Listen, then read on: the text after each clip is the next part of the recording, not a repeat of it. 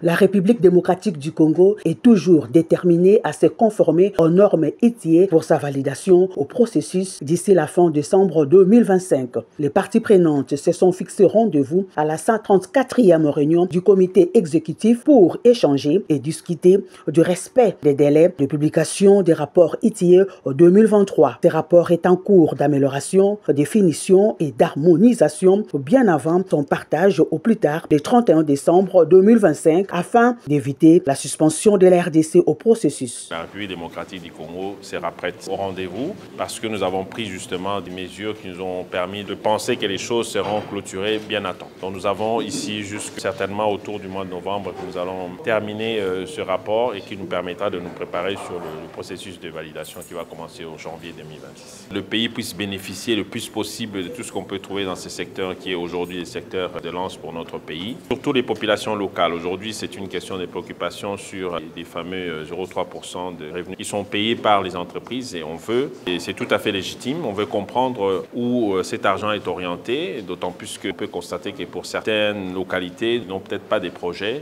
qu'elles peuvent mettre en application. Donc l'idée ici, c'est de débattre sur cette question, éclaircir le sujet pour permettre à ce que l'État puisse mieux orienter ces ressources-là qui sont quand même importantes à ce jour. La question de l'amélioration du cadrage ITIE 2023 par les parties prenantes a été abordée. Toutes les explications claires concernant ces éléments clés, sa méthodologie et ses contraintes ont été fournies par le coordonnateur national de l'ITIE, Jean-Jacques Kaimbe.